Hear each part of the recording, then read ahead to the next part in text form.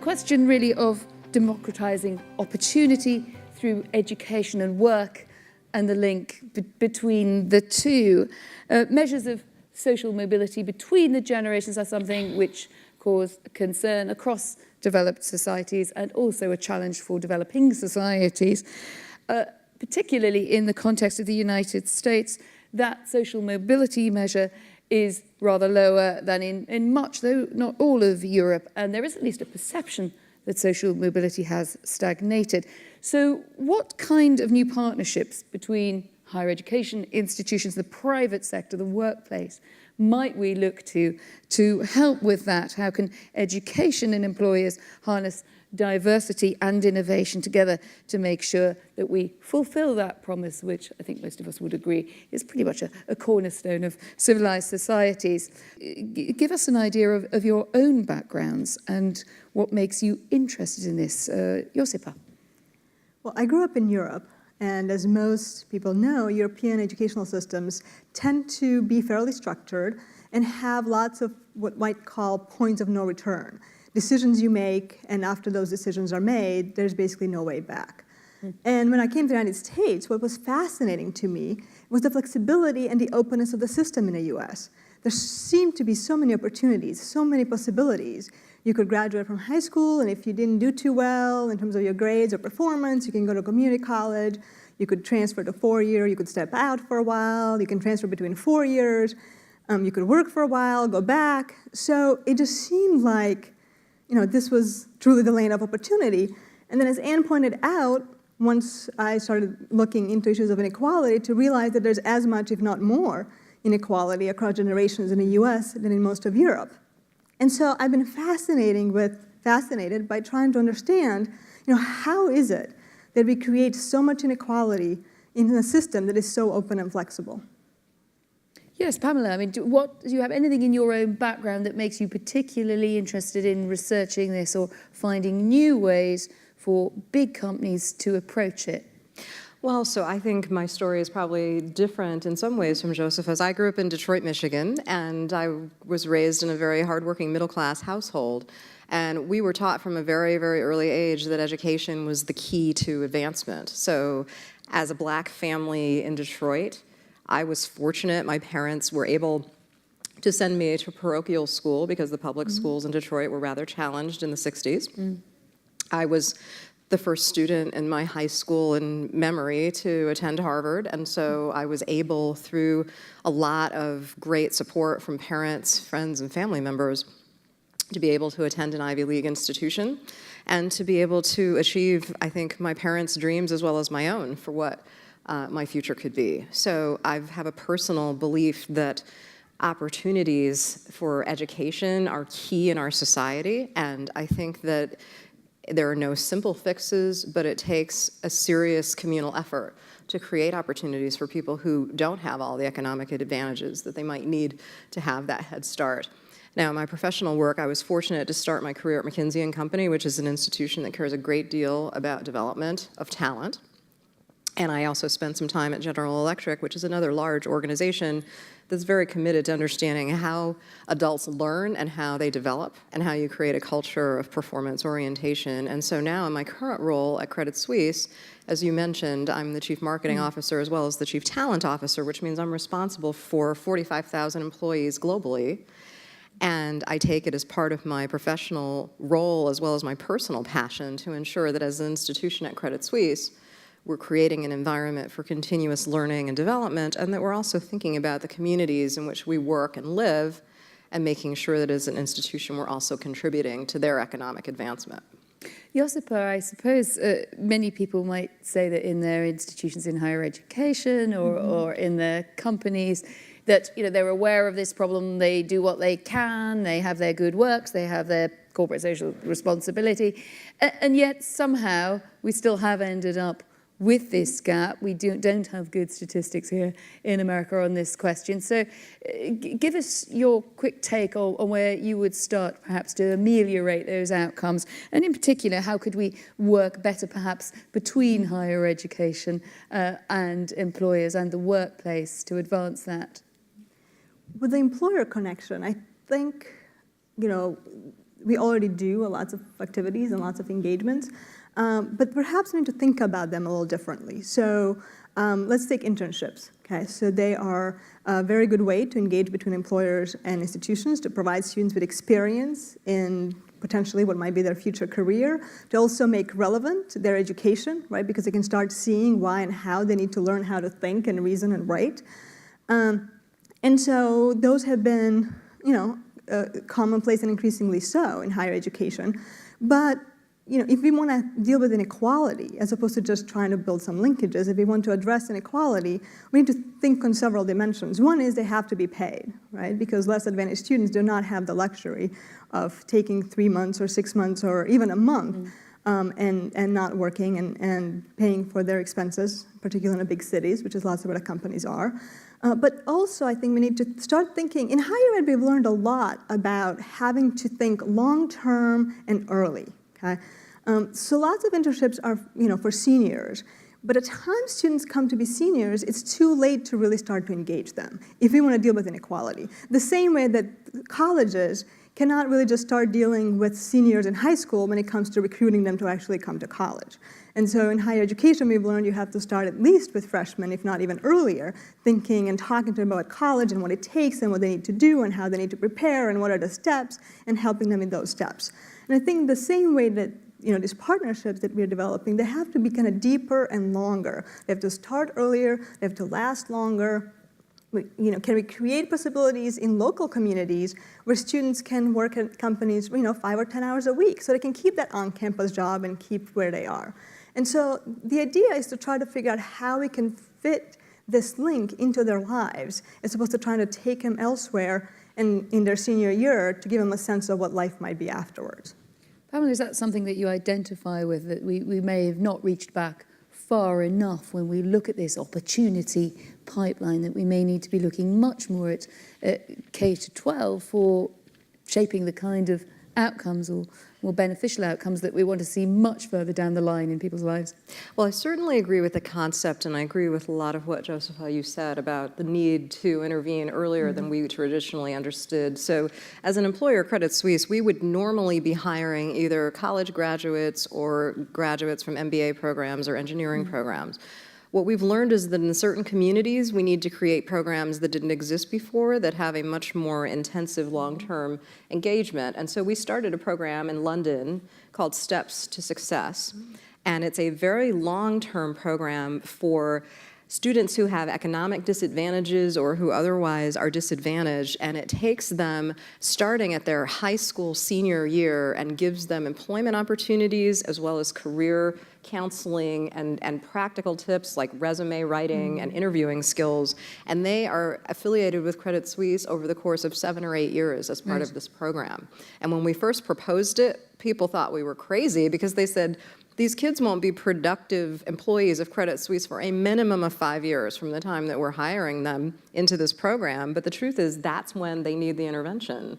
Because in the UK, as you know, education funding from the government has been severely curtailed. A lot of these kids might once have had government help to go to college. They don't have that anymore. So employers have to be pretty innovative and pretty long-term in their orientation if we really want to bring the next level of talent out of some of these communities that have really serious economic challenges. Could we look a bit at technological change and who that has benefited? There seems to be a reasonable body of opinion and evidence that says the people who gain most from it are already capable students, but those who may already have pretty good starting conditions. So the things that we think of as making some things easier for people to acquire, learning easy to acquire, opportunity easier to access, actually perversely can end up stretching that inequality gap. Josipa, what do we do about that, given that we neither want to uninvent the internet or anything that springs from it, but neither do we want it to become a motor to further inequality? I think the big question is, how do we use technology? Right? So one of the conversations we've had earlier has been about online education. And so if you simply move the lecture, which is not the best part of the brick and mortar higher ed either, but if you move that online and students are expected to just learn by watching a lecture for an hour and do some quizzes, that's hard to do even when you actually have to go to class and there's an attendance being taken, right? It's so much more difficult to do it when you're supposed to do it on your own and you have other obligations to attend to. And so I think, using technology in a way that just says, here is information, use it as you see fit, that's not gonna help us any.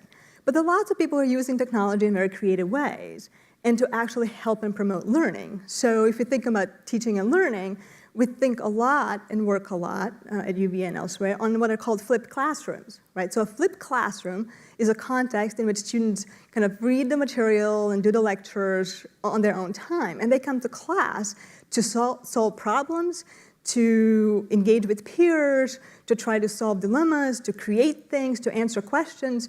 And when we create those kinds of environments, right? So lots of their lectures are online, and lots of the quizzes are online, and exams are online. So we use technology to outsource kind of the more boring aspect of content acquisition. But then we bring students in to engage. And when we do that, right, students are very much engaged, and students from less advantaged backgrounds are as if not more benefiting from that kind of very active, very engaged learning. And so I think, we can use technology in a hands-off sort of way, which will recreate inequalities we already have, or we can use it to really help students learn and engage with the material, in which case we can help to reduce the gaps. Pamela, did you want a word on that? Yes, I think you're exactly right, Josipa, and I think what we've learned as we've researched this from our perspective as well is that the massive online courses, I think, probably do reinforce some of the privileges that people already have. So whether it's Khan Academy or whether it's some of the other programs, they basically play to people who are already growing up in a household that's very educational, focused and very ambitious. And so those are just supplemental ways to get even further down the line to being at the very, very highest rung of the ladder. What I find fascinating is that there's some really interesting research underway in the pre-kindergarten and in the first couple of years of early childhood education that are driven by technology, but in a completely different way. And the way I've heard it described is that it's featherweight technology that intervenes with structures that are already in place. What that means is that little kids in a pilot test in Texas have a little device attached to their shirt, and adults can monitor every interaction that they have at home or at school to understand what kind of verbal interaction are they having with an adult, what kind of interaction are they having with the other children in the classroom, and they can literally text the adult caregiver to say, here's an intervention that would really help this child, real time. So every day, a parent in this pilot test can get a quick message that says, today, Jill had a tough situation on the playground. We were able to overhear it because of this featherweight technology. Here's a way that you can turn that into a teachable moment. Now, I found that really exciting. Do you know what? I find it really spooky. I'm just going to take a quick... really? I mean, okay, who just kind of finds that exciting and interesting and sees great potential in it? Okay. one optimist there, and who is sort of worried about it or makes it, Yeah, well, now remember, these are voluntary. These are voluntary. Well, the child is not really volunteered. Well, okay, the little child is definitely not voluntary, but the parents and the educators are all in partnership. What I think it shows you is how technology can facilitate a partnership that we've learned over the course of centuries is really important, which is the educator and the parent for an early child intervention have to be in close collaboration and communication. If the technology can facilitate that, and it's completely known and transparent and voluntary, I actually think that's pretty cool. In fairness, there are quite a lot of people who seem to sort of withhold a judgment, so they're obviously weighing it up. Josipa, would you go that far in terms of a kind of the so-called featherweight? But really, that's quite a heavy presence, isn't it? That's sort of almost guiding every step of the way. From your first argument in the playground. What I'm worried is, I'm maybe okay with that, but when I think of what my children say in the playground once they get to their teenagers, it's an element of I'd rather not know. Yeah, but you can probably go to Facebook and pretty much figure out everything you want to know and probably a lot what you don't want to know. So the new generation seems to be very flexible and open with their private lives being public. And so I think, like with any new technology... So maybe it's not as off-putting as it sounds to the, I think with every new technology, there are concerns and there are worries, and we have to be careful how we use it, and we can use it in ways that are not productive, but I think we just have to be careful. Yeah, I think the part of it, honestly, that I do find very encouraging is there are micro interventions that you can make in a young child's life in collaboration with caring adults at school and at home that really do put that child on a better path. Yes. If there's a learning disability, if there's a communication issue, if there's a lack of visual and verbal contact with a child, and you can intervene at the right moment and in the appropriate way, you can put that child on a fundamentally different path. And I think as we get older, those opportunities for intervention become more expensive. They require more intensive intervention. If you can do these kind of micro interventions with young kids, I actually think that's a great step forward. Here's an interesting, sometimes difficult question, because often people say one thing and perhaps under their breath think another. Should diversity become a consideration in the bottom line? Can it really be that? Or is it always going to be the add-on for the corporate social responsibility or the university admissions procedure that this thinks, well, it looks good for us to have this social mix, to have this more diverse mix around us? I mean, can it ever really be part of the business calculation as well as the ethical one or the sort of feel-good one about an institution, Josipa? I think it is, and it has been for a very long time. I mean, I think higher education institutions in the U.S. have led the way in many ways in recruiting diverse student bodies. We've focused more attention historically on race. Class has been a more recent addition to our conversations. I think part of is a challenge about talking about class in the United States because we're all middle class. But we are learning a lot, and schools recognize the value, the importance of what it means to have a diverse student body, what it means to have that presence in a classroom, what it means to prepare students to work in a global marketplace, and we want students to be successful. So, I don't think it's just the warm and fuzzy, we want to be diverse. I think the bottom line is we need students who can engage with diversity, who can engage with people from all across the globe, who can deal with people who do not share the same interest perspectives, and if we want them to be successful. So if we want them to be successful, we're going to have to do that. I mean, is that really so? I mean, you can think of lots of companies who perhaps still have a diversity agenda, but really, I mean, they think they got by pretty well on not having one. So do you feel there's a bit of a cognitive dissonance between what people say about this question, what they do in practice, or is that beginning to close, as the issue has been more aired in the last few years than it maybe was before? Well, in my professional life at this moment, I guess I'm living the example of why we do believe there's a business case for diversity and why we actually think there's significant and tangible benefit to the bottom line. We've created a new business unit at Credit Suisse, so one of the many hats that I wear at the bank is the head of a group that we call New Markets, and it's essentially focused on looking at groups for our private bank in particular who may not have felt particularly well served or actually welcome to do business with a very large, sophisticated global bank. And so we've said for certain segments, including African Americans and women and members of the LGBT community, we have failed as a bank to really understand their needs,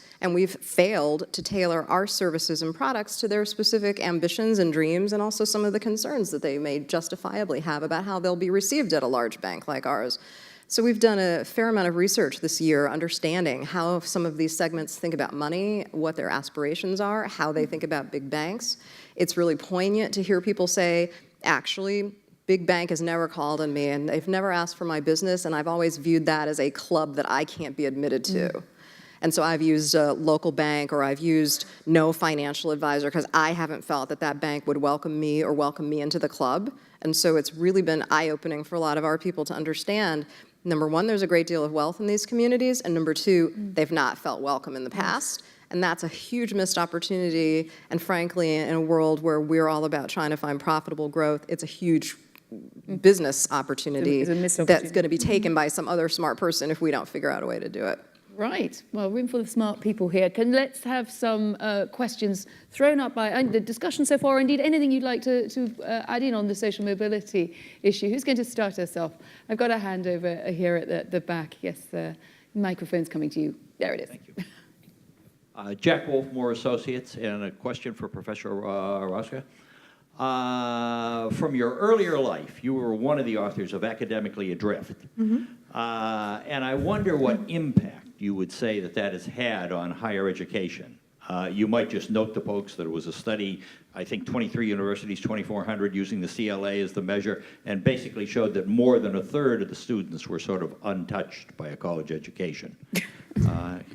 Indeed, and there's a follow-up book that just got released by Chicago recently in September called Aspiring Adults Adrift, that tracks those same students into the labor market to see how they actually make transitions and how they build connections between the school and the work. So the question is how it has changed higher education. And in fact,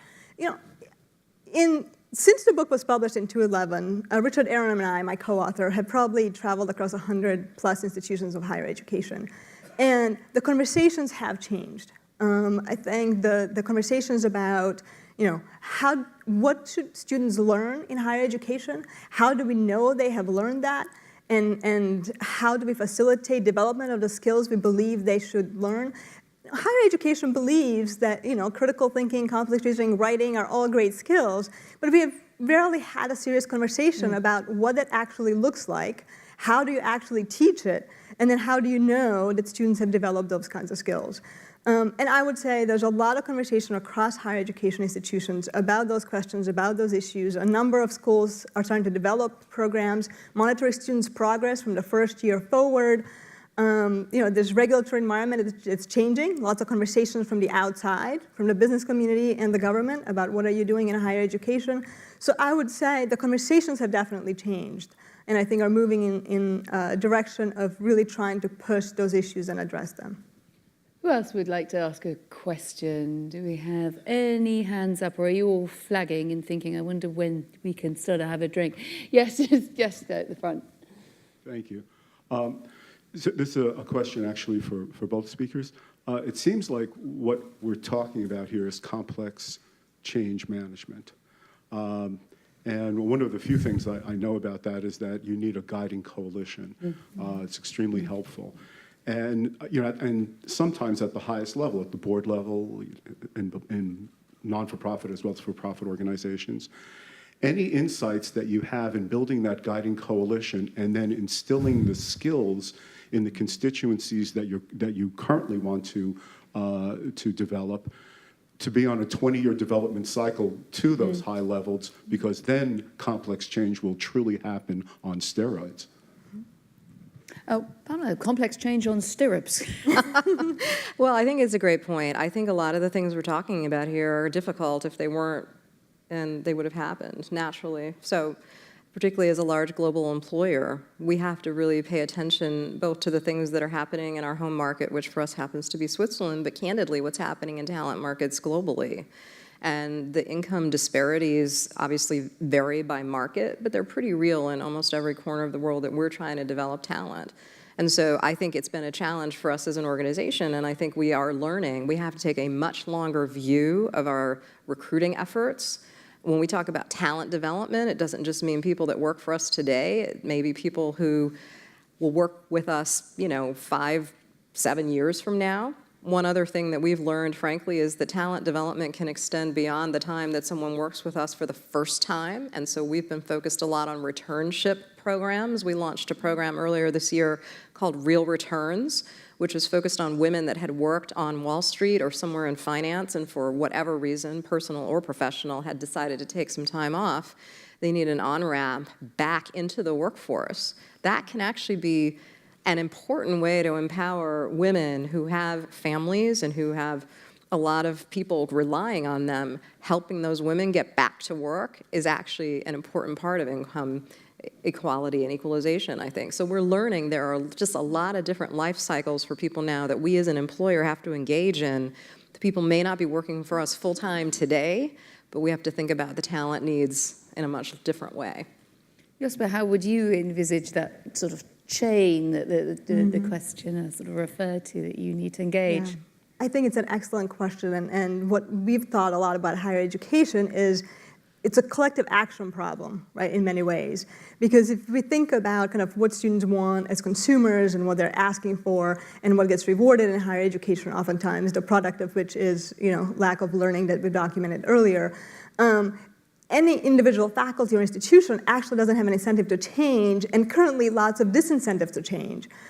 Because if you think about students, right, wanting as consumers, right, amenities and clubs and activities and good grades for as little work as possible, the schools that actually become very rigorous and demanding and push the issue are going to lose those dollars to the school that allows them to have what they have. And so as an institution, you really are have disincentives to try to do anything different. And the only way we're going to change that, right, on a global scale, individual schools are trying to move the needle slightly, but the only way we're going to change this nationally is for schools to build coalitions and to collectively decide that this is what is important, this is what we stand for, and this is what we're going to ask for. And this is how students are going to experience higher education, this is what they're going to learn and develop, and this is how we're going to prepare them for the future. And so I think the collective action problem is definitely a key there, and we have to figure out how to fix it. I don't feel I should waste having you both up here on the panel without a very simple question, which might be sort of running through the minds when we've looked across the piece, and then you sort of think, what would I actually say to a young person? You know, what would I say to someone who's maybe a bit unsure about what they should be focusing on? So if we took, Pamela, if we took, for instance, a soon-to-be college graduate, just a couple of pointers from you. What should they be doing to prepare themselves better to enter the job market? Well, I think that what we're learning is that careers are no longer a situation where you take your first job, you have a great employer, you stay there until you retire, and then you leave. Clearly now, we all have a portfolio of experiences, and even in the way we think about talent development and learning within Credit Suisse, we think about creating a portfolio of experiences. So I would urge students to think about what do you want the through line to be in your portfolio? For me, it's always been strategy and sales and marketing, and all the different jobs I've had, that's always been something that I've been passionate about. Think about what you're passionate about, and think about how that may manifest itself in very different ways over the course of a 45 to 50-year professional career, because you will have to reinvent yourself at least once and probably 2 or 3 times.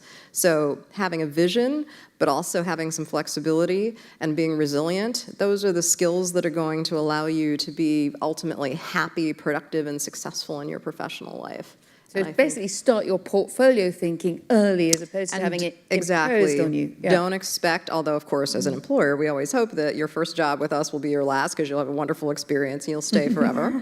But the truth is obviously life calls us into a lot of different roles at different times, and I think employers and employees both have to understand our relationships are going to be more fluid. They don't have to be transactional in nature. They can still be deep relationships, but they're going to look different than they did 50 years ago. Josipa.